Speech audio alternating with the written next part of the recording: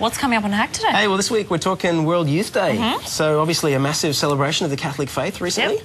But there are also some people who disagree with the Church's stance on a couple of things like homosexuality and condoms. So I went along on the walk across the Harbour Bridge and hung out with the pilgrims. Also hung out with a protester.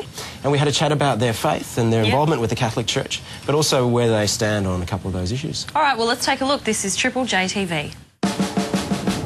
It's Saturday morning, the day before the Pope's final Mass at World Youth Day. And thousands of Catholics are marching across the Sydney Harbour Bridge on their way to a racecourse where they'll sleep out under the stars before the Mass. Did you expect anything like this crowd? No way. I expected big crowds, like massive lines, but this is just ridiculous. Have you met a lot of nice Catholic girls this week? Oh, believe me, Catholicism's probably the best-looking religion, to be honest, you know? Jack is a 19-year-old university student from Perth. He's leading a group from his church while they're in Sydney. He was raised as a Catholic and has been planning for World Youth Day for a couple of years. So, Jack, how are you liking hanging with a few thousand of your Catholic friends on Sydney Harbour Bridge? Absolutely fantastic. Indescribable. I've never had anything like this in my whole life. The atmosphere is just ridiculous. As you can see...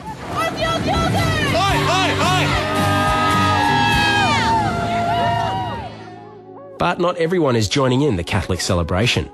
Oh God, I was so wrong. Gay is really great. So those are some of the things we'll be having, I think. 19-year-old Amelia is part of a protest group that'll hand out condoms to the pilgrims on their march. Like Jack, she was raised Catholic, but as she got older, Amelia found she disagreed with the church on some key points. When did you start questioning the church? Firstly, about divorce, because my parents are divorced, and then the church basically says that you can't get communion after you've divorced, no matter how good, especially my mom's a very, very good person. So I don't think, I think it's wrong that the church says that it's committing adultery if you're divorced. Also, when I started to realize I was gay and that the church was very anti-gay, that's another main reason why I tended to lean away from the church. And how old were you there? I was about 16, 17.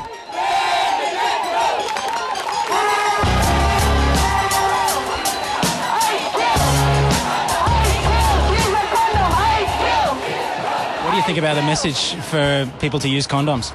Well, if it's their message, I'm happy for them to spread it, but when they come to an event and they're trying to ruin an event for us, I think that's disrespect. So, and they're speaking at the Pope. I think he's a respected man and he's done enough in this world. He's probably done more good than them. A lot of pilgrims were very supportive, and there obviously were some pilgrims who weren't as supportive. And yeah, I spoke to some who thought you guys were rude, that you shouldn't have been there, that you were ruining their day. Well, unfortunately, we thought these issues were important enough. So even if they did cause some slight annoyance, we think it's more important that we got our message across about the fact that condoms will save lives, the fact that there are millions of people dying. Amelia, you march in the Mardi Gras.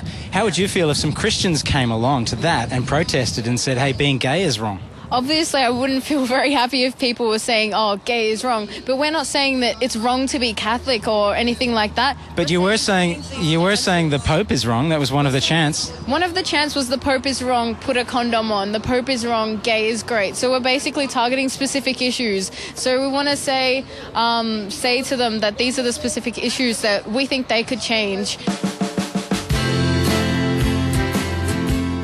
After the protest, I met up again with Jack at the racecourse as he got ready for the massive sleep out, and I chatted to him about some of the issues the protesters raised.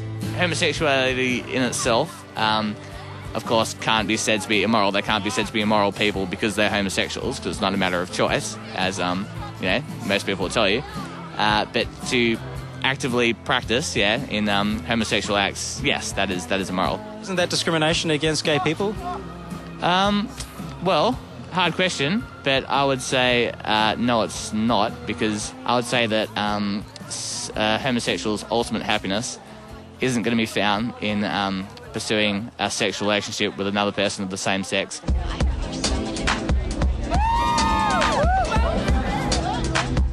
So, Jack, the candlelight vigil with the Pope is about to start. How are you feeling about seeing the Pope?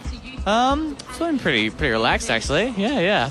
It's going to be a prayerful time the next few hours, so I'm trying to enter that state sort of thing. I don't want to be too keyed up as such.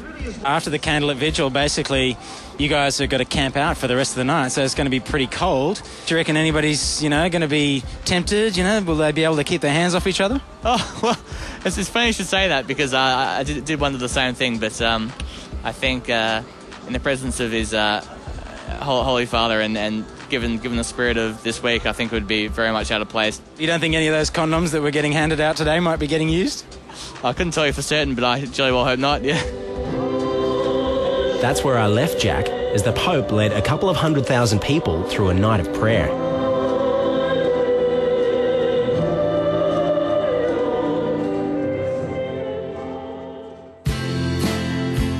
When I turned up again early on Sunday morning, I caught up with Holly. She's 18 and part of Jack's group from Perth. She was also brought up as a Catholic. The evening vigil was beautiful, and everyone just holding up the candles last night. It felt like everyone was there and that we were all together as one. Did you get any sleep?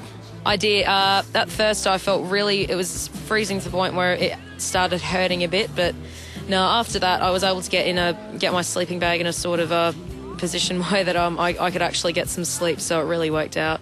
Do you have discussions with other young people in your parish about your idea on condoms? We have interesting conversations about it, just the fact that new stuff like this can prevent the spread of disease and simply can save others' lives. And if it's just as simple as using a condom at night or something like that, then that can save another person's life, then I definitely think it's worth it. Do you think the church needs to change its attitude there? I do think they could be a little bit more open. I know a lot of our parishioners are open to the idea, others might be as well. In our parish we're allowed to have our own opinion on things, and I love my faith very much. Why do you love your faith so much? What do you get out of it day to day? Just knowing that someone's there to watch over you your whole life and guide you, and in the 1 week I've found I've received my Bachelor of Arts degree that I get to do, and as well I'm going to be on TV. So, yeah, it's just nice to know you have someone that will always watch over you. Right way, wrong way.